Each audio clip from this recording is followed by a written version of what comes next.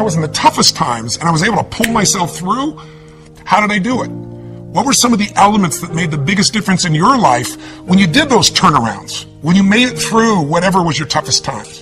For me, those toughest times in the very beginning were when I was just a kid and my mom and dad separated, and my mom thought I was on my dad's side, so she kicked me out. She kicked him out already. He'd moved back east, and I was literally sleeping in my car trying to figure out how to survive. And, homeless, trying to figure out what to do. I had to figure out, what am I going to do to change myself? Because first I was just depressed and overwhelmed, and I felt like there's nothing I could do. I had a similar experience in a different way at a totally different stage of life. In my early 30s, when suddenly I was diagnosed of having a tumor in my brain. And all of a sudden, your whole life becomes total uncertainty. And what do you do to turn things around? Well, at the most fundamental level, I did 5 things. And these are the 5 that I invite you to consider and look at in your life to either take yourself to the next level, be able to thrive during these difficult times, or turn yourself around so you can begin to thrive. The first thing I believe you got to do to turn yourself around is really take control of your mind, or specifically, you got to feed and strengthen the mind. The mind is an interesting place, isn't it? I mean, fear can take us over. Uncertainty kind of unleashes all these thoughts that make us start to believe very often that things will always be bad, that we'll never be able to turn it around, or that we don't have the capability. It's just the nature of those inner voices that everybody feels at times. Now, maybe you're not feeling it right now, but I'm sure there are times that you have. So to take control of your focus, what do? Well, then I was told all of a sudden I had a tumor, or way back when I'm on my own trying to figure out what to do, I realized that somehow to take control of my mind, I had to feed it. That if I didn't feed my mind, I'd be living on the weeds that came around me. I mean, today, if all you do is, pick up your phone, you've got all kinds of messages that are going to get your full attention, or flip on Google and check out the news, or watch CNN, or whatever it is you do, it's constantly coming at us. One of my first teachers, Jim Rohn, taught me something years ago. He said, Tony, every day you got to stand guard at the door of your mind. He said, I'll give you a good lesson. He said, think about this. What if your worst enemy in the whole world came and dropped some sugar in your coffee? He said, what would happen to you? And I was just a 17-year-old kid just getting started. And I said, what do you mean? I'd have sweet sugar. He said, that's right. He said, what if your best friend, with the best intention in the world, dropped 1 drop of strychnine in your coffee? I said, I'd be dead. He goes, that's right. So remember, life is both sugar and strychnine, and you better stand guard at your coffee. Stand guard at the door of your mind, because things feed in there and you start to accept them. They start to become beliefs. You start to make up meanings that take over your life. My fastest way of combating that when I was first brand new, just trying to figure out what to do with my life, was to read. And I was poor. I was literally sleeping in my car, so I'm ancient enough to remember when there wasn't an internet, and when I would go to the library. And I would go to that library, and my whole goal was feed the mind. Feed the mind for at least an hour minimum a day, and sometimes more than that, where I would read somebody's biography. I'd read the story of somebody who went through some unbelievably difficult time and how they turned it around. And it gave me perspective. Or I'd read a book like As a Man Thinketh. If you haven't read it, it's worth reading again and again. You can read the book in about 20 minutes. Or I'd read Man's Search for Meaning, where all of a sudden Viktor Frankl, a man who was literally living at that time in Auschwitz, losing all of his family, and he figured out how to make it through that time and add value. These stories, these things fed my mind something nutritious, something strong. If we are what we eat, we are what we read, we are what we listen to. Later on, I began to feed my mind, about understanding the ideas around health principles and how people had turned themselves around who had tumors, who had cancer. I did the same thing most of my life, starting when I was 17, by listening to audio tapes. I went out and I was constantly feeding my mind. I didn't let or hope that a good idea would interrupt me or interject itself upon me. I knew a great idea had to be pursued. I had to go after it. I had to feed and strengthen my mind every single day. So I did it with audio tapes, I did it with books, and I did it by literally doing incantations, saying to myself something over and over again with such intensity till my mind began to believe it. So reading, listening, feeding your mind is the first step to get out of that place of uncertainty and to start to re-tap into your real ability to thrive in any environment. What's the second key? Well, number 2 is you got to feed and strengthen your body. As simple as that sounds, if you've been around any of my work at all, I believe physiology first. And sometimes even try to feed your mind. You can feed it, but those thoughts keep coming back. What's going to change that mind faster than anything else is a radical change in your body, a radical shift in your physiology. How do you do it? Well, Think about this. When times are really uncertain, fear creeps in. And what is fear? Fear is something quite physical. It takes a hold of you when it's really there and intense. We've all had that gut level fear, that dark night of the soul at times where it feels like, nothing's going to work. So how do you turn it around? Yeah, you feed your mind, but you also strengthen that body. When's the last time you really pushed yourself? You went on a run, a slight jog or a walk, but at the end, you pushed yourself for that last 2 minutes, 5 minutes, whatever it was, till you felt like your heart was pumping up, like going to spit out blood, where there was an intensity in you. I know I sound over the top, but that's how I turned myself around. Way back then, when I was literally just starting my journey, I was 38 pounds heavier than I am now, and I was starting to feed my mind, but it wasn't enough. I had to really feed my body, and the way I did it is I decided to go on this run. I picked up, these, in those days I had cassette tapes. Again, that's how ancient I am. Sorry, there was a time before, iPods or anything of that nature. And I listened to this song, this cassette tape. It was by this group, and it was a female group called Heart. And the song was Barracuda. I'll never forget. And I went out there and I decided to go on a run. I hadn't run for God only knows how long, years. And I had a nice big fat belly. But again, I pushed myself so hard, like I had nothing left, and I pushed myself even more. And when that blood started rushing in me, when that was pumping in my brain and my body, or go out and lift weights, go out and push yourself and feel yourself have to force through whatever was your limitation before.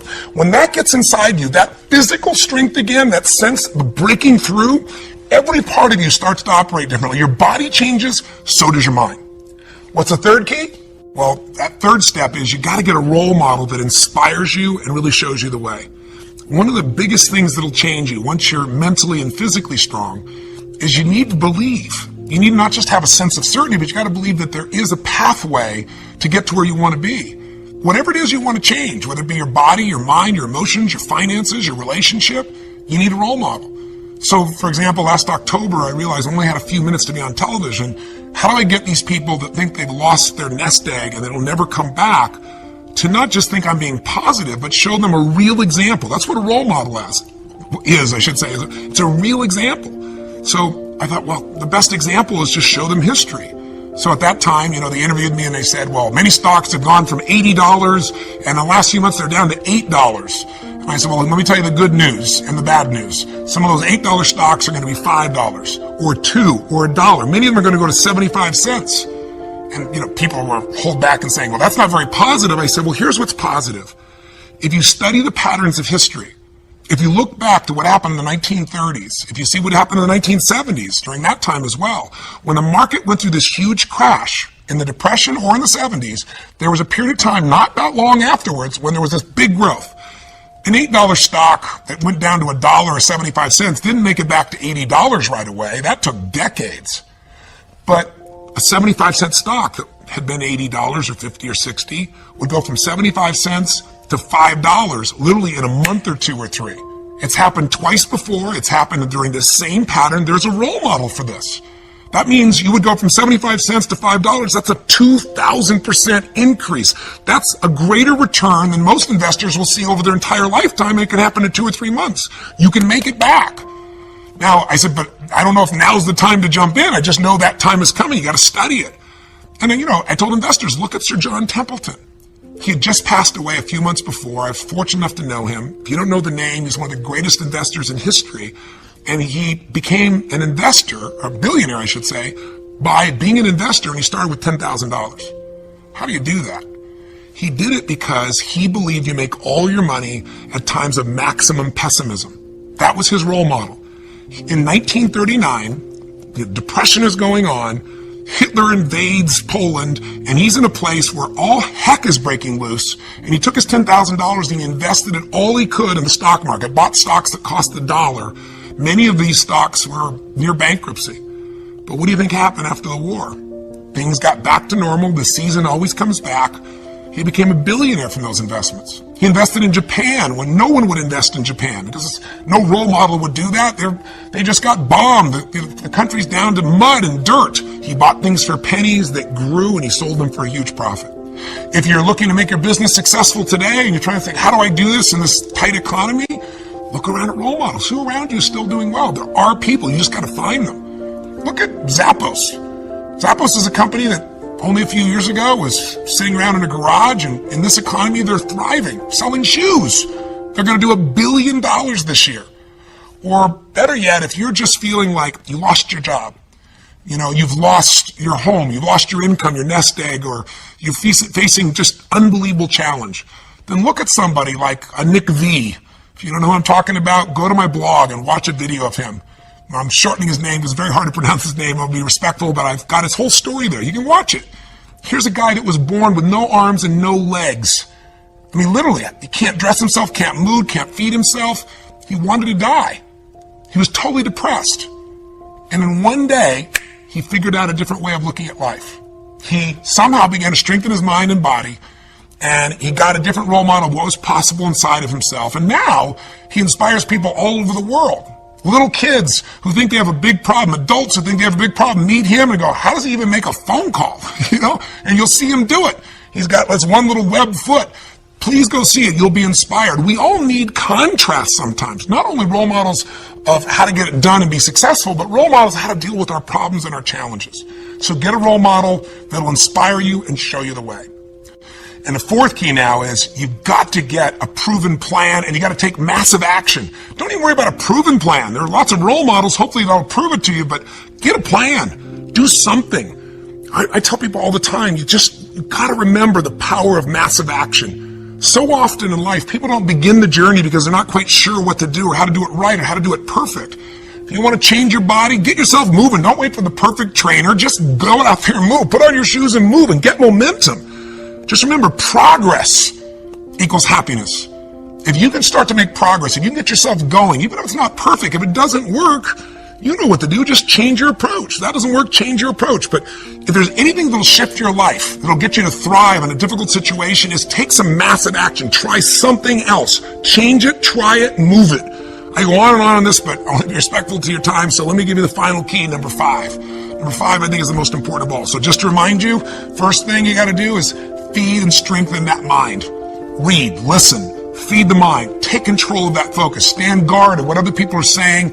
Focus on what it is you're here to give, what you can control, what you can make happen. Number 2, feed and strengthen that body. Remember, fear, uncertainty, they're physical experiences. So the best way to deal with something physical is get physical. Change that body. Go lift some weights. Go for that run. Do something that's going to get you in that state. If you've been to our seminars, you know exactly what to do. But get that hour of power going, that 15 minutes to thrive, if you're familiar with that, to train your body and mind to be strong again. Number 3, make sure you put yourself in that position where you find a role model that's going to inspire you and show you that way. Maybe it's a contrasting role model. You think your life's so tough? Find somebody with tougher who's really turned it around. Or maybe it's just somebody who's really succeeded, that you can now see there is a way. There's a way through. There's a way to make this happen, even in the toughest times. There's always a way. 4, make sure you get yourself into action. Get a plan, take massive action. And then number 5, most importantly of all of them, feed your spirit. Feed and strengthen your spirit. And there's only one way to do that. It's to find what you're grateful for and to take time, whether it be prayer for you or just taking a moment to think about what it is that's so lucky in your life. There's a rejuvenation in our spirit when we stop taking things for granted. And when, most importantly, what feeds your spirit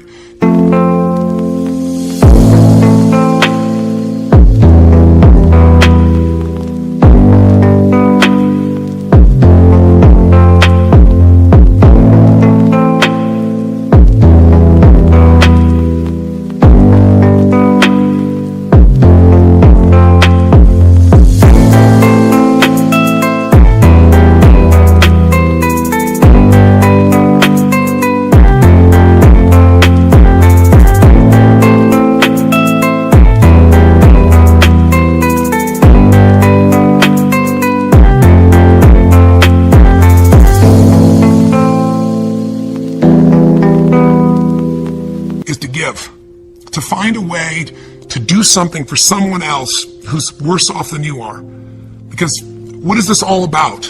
It's about strength, and it's about perspective, it's about action, it's about emotion, and it's about heart. And so many people, miss the opportunity to feel like their life makes a difference. I'm a big believer that motive does matter, that why you do something people can feel, that people may be skeptical, they may have their judgments or their fears because they've been through so much, but in my experience, ultimately, why you're doing something people feel, and if you're doing this because some part of you knows that you're here in life not just to get but to give, then there's a spark that happens in other people because they feel the genuineness of that, and there's a spark that happens in you because it reminds you what you're made for. Like, Thanksgiving is coming, and it's supposed to be a time of giving thanks, right? But unfortunately for a lot of people, what we're finding is it's just about eating turkey or, eating so much and going and watching the ball game and forgetting what the spirit of the holiday is really about. Many of you who know me probably know the story of what's happened in my life and why I'm sharing this with you right now. Because when I was 11 years old, my family, I'm young brother and sister, I'm the oldest, and my father and my mother, we were in a position where my father had lost his job and we had no money and no food. And we wouldn't have starved, but we certainly weren't going to have a Thanksgiving dinner, that's for sure. And it was depressing, and my father was saying things to my mother, and mother was saying things to my father that, you never forget and you can never take back. And we were in this psychological, emotional hole, and it felt like nothing could get better. And what changed my life was a simple act of kindness. Somebody who, to this day, I'm emotionally even thinking about it still. That's why I want to talk to you today. To this day, I don't know who it was. But they decided, or knew our family, I guess, and they sent a delivery guy to knock on the door. And, my parents were fighting, so I answered the door. And there was this tall man standing there with this big box of food, everything you could imagine for this holiday. And beside him on the ground was this black pan with an uncooked turkey in it. And he said, "Is your father here?" And I said, "Just one moment." And I quickly went over and grabbed my dad and didn't tell him who it was at the door. Just said, you got to answer it, and opened the door. And unfortunately, my father didn't take in the gift. He was angry. He said, "We don't accept charity." He was very intense about it. And it was a seminal experience in my life because I wanted to celebrate, and ultimately it became a celebration for the rest of my family. But my father didn't take in the fact that strangers can care, that strangers could really look out for you, that there could be an opportunity for you to take in a gift in life. And my father, shortly after that experience, left our family. It was one of the more intense moments of my life. But the beauty that came out of that event is the reason why I'm here right now. Not just talking to you in this conversation here on the internet, but the reason I do what I do is because I was penetrated by this kindness, because the meaning I gave it was that strangers care. And if strangers care about me, then I care about strangers. I got to find a way to give back. And I promised I'd find a way to do that. And so by the time I was 17 years old, I figured out how to do it. I wasn't real successful yet, as you might guess, but I said I was going to feed 2 families. And I went to the grocery store and I got 2 baskets and I went around and put enough food, for 2 different families to have this incredible dinner. And I started the journey. And I began by feeding a family with 5 kids who I had no clue, but the father had left, and it was destiny for me. Next year I decided it was so moving and emotional I was going to feed 4 families, and I didn't tell anybody.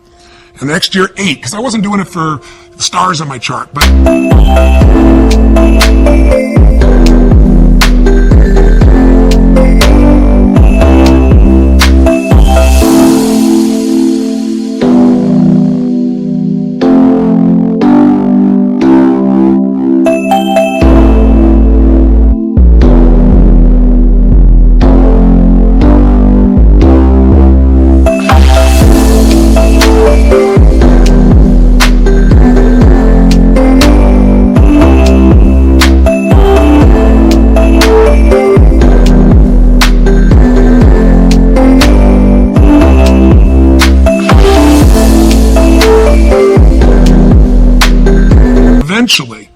eventually I thought, God, I could use some help. So I got my friends involved, and gradually I grew some of my small companies, and my employees got involved. And I'm really proud to tell you that, 30 plus years later today, we're in a situation now where through the foundation, together with people like yourself, we feed more than 3 million people last year in 32 countries. So my final kind of offering to you, my invitation is, come join me. Let's go out and touch some souls. What I really want is you to have the experience of reaching out and touching a stranger for no good reason except that's right. Because I know what that'll do to your spirit. If you're successful, it's going to make you feel something more than success. It'll give your life more meaning. If you're facing some real challenges and you enter a place like when I went down to the South Bronx, I'll never forget, and entering a place that had no electricity, where people were literally starving, or a man who was literally on the streets, and we brought him this big basket. It was beautiful, and gave him blankets and socks and food. And I literally jumped out of the van. I was with this amazing man from the Salvation Army who was driving me around, and jumped out and handed this big basket, this huge basket, to this man. And I mean, first he just looked shocked. Then he started to get this big smile. Then he got teary-eyed. And as I was leaving, there was this moment that you never forget. I sent this video to you to hopefully, during the holidays, hopefully add some value to you, to remind you of what I know you know. You can thrive no matter what the obstacle, no matter what the economy, no matter what the challenge. The fundamentals are really basic, and you can take back control of your life. And if you're doing well, it's to say to you, man, you and I, if we're doing well, we have responsibility to give something back. Not only responsibility, but an opportunity. So thanks for listening for so long. I hope this has been helpful for you. Sorry I'm emotional, but I hope this has been helpful to you in your life in some way. And again, I appreciate your time, and I look forward to hopefully our paths crossing again sometime soon. Till then, live strong, live with passion, and God bless you.